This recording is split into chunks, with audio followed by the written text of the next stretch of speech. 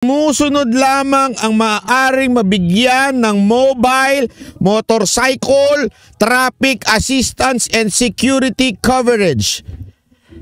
President of the Philippines, Senate President, Supreme Court Chief Justice, Head of State, ASEAN Secretary General, diplomats, Vice President of the Philippines, Speaker of the House, Chief PNP, ministers, head of delegation, and other VIP endorsed by the FA. Tanong. Salamat, Karen Domingo.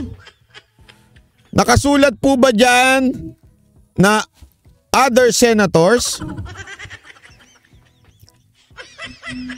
Pangalawa, sila po ba ay in-endorse ng DFA? Kasi sabi dito, endorse sila ng DFA. Dili. Head po ba sila ng delegation? Dili man. Ministers ba sila? Dili din. Diplomats ba sila? Dili din.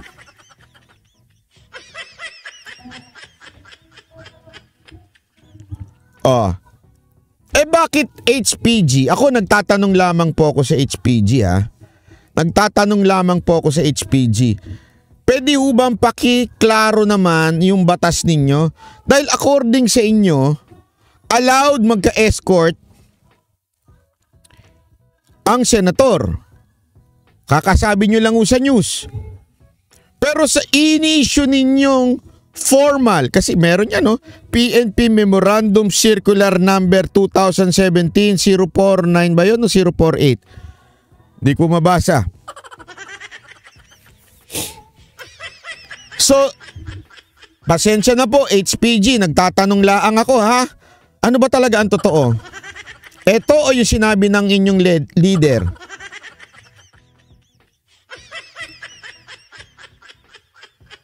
HPG, just asking.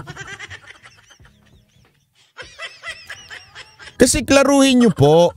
Kaya nagiging problema po Ang nagiging problema ngayon yung clear law. Which is kasi this is the law Actually, ang alam ko pa nga, di ba ginawa pa ngang parang nagkaroon uli ng executive order, something like that, si Bongbong Marcos na ilabas ito? Na ito lang dapat ang allowed? Bakit may ganun? May exempted? Di, pakiklaro lang po. Ako naman po ay nagtatanong lang. Wala namang problema kung sabihin nilang, hindi, ang mga senators and other congressmen are exempted. Wala namang problema. Kayo naman po ang nagdidesisyon yan Batas nyo naman po yan. Ano gagawin namin?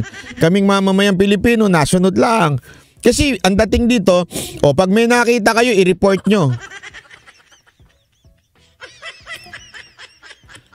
Dapat handa magbigay na kaukulang video, photo bilang proof of violation pala. Sorry. Bakit ganun po?